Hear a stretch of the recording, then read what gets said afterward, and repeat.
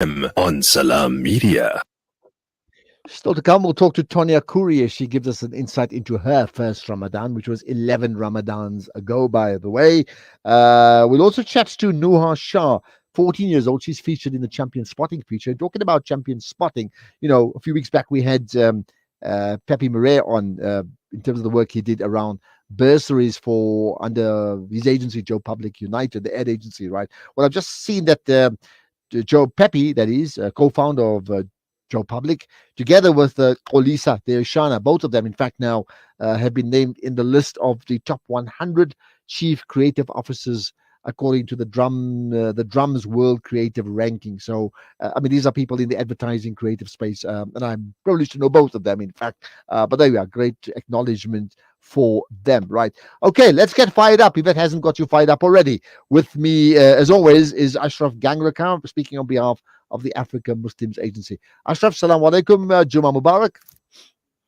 And to you, alaikum salam, Ashraf. Allah bless you, your family, and indeed the Ummah of Muhammad Sallallahu Alaihi Wasallam. Second last Friday of Ramadan, yeah? Absolutely. So, right. How are you going to get us fired up? Yeah. Yeah, I'm going to try my best, right? I'll try because but I need to stay in a good space because it's the last couple of days, right?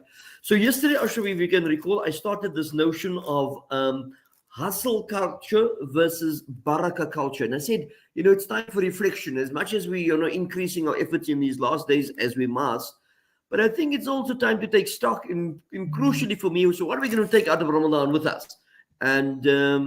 And I spoke yesterday with regards to this notion of making Allah the center of our lives rather than making the ego the center of our lives. I want to take that a step further today. And I spoke yesterday, I said I gave everybody this homework to say, look at your day and see your day structure and then see, because I said in Ramadan, we are doing more with much less. A step further today for us to speak about barakah culture, to understand, Ashraf, our listeners stroke viewers, is that barakah culture is about understanding purpose rather than your personal success. So that if we understand, go like highly theoretical here, is that our notion, Allah tells us that we are created to worship. And so that barakah culture is to have whatever we do. And I want to make this clear, Ashraf. I shared that with somebody before I knew the person said, no, but Ashraf, we're living in the real world. And of course we are. And the real world, effort and strife, and we need to be making money to survive. And of course, that's part of life. As opposed to the barakah culture is the hustle culture that speaks about, great, I'm going to strive for myself. And we couch it in words like financial freedom, leaving a legacy, etc., etc. But I'm suggesting, Ashraf, that if we don't add the higher purpose of Allah consciousness to that, then I'm saying we're going to fall short.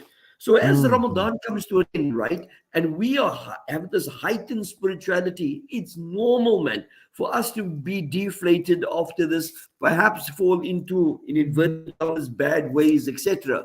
But I want to suggest the following. So yesterday I said, in your day and see where Allah fits into that. That's number one. Today's homework is to say, ask yourself, what in your mind defines success? So when you see someone, how do you determine their success? Someone, alhamdulillah, that is wealthy or influential or powerful, or is it someone who is all of that? There's nothing wrong with all of that, of course, but is it somebody who does that, but who also impacts on the lives of others, who has a higher purpose, a higher mission?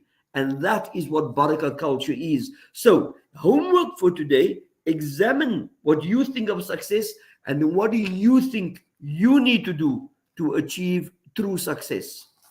Well, I'm gonna flip this around very quickly because I agree with everything you said.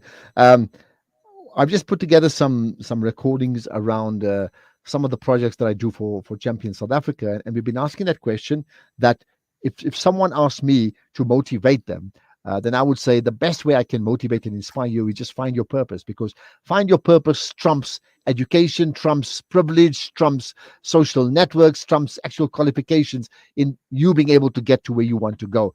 And that finding your purpose is different for each and every one of us. We know that. Now, maybe the higher purpose is Allah, but you have to then also bring it down to a secular level and find that. Here's the other question. You don't have to answer it today. I asked the question, okay, so that's your personal purpose. Well, at this point in time in South Africa, what's our national purpose? Now, that question, most people are failing to answer. So perhaps I'll give you some time to think about it all through the weekend. You can answer I'll it speak next to you week. on Monday, God willing. Well, there you are. Great, What's your great personal question. purpose? What's your national purpose? How do you link your personal purpose to your national purpose? Something for you to consider. Well, there you are. Ashraf, appreciate your time. We'll chat on Monday, inshallah. And Jummah Mubarak to you. All right, that's Ashraf Gangrekar of the Africa Muslims Agency. We'll chat to Tonya Kuri right after this.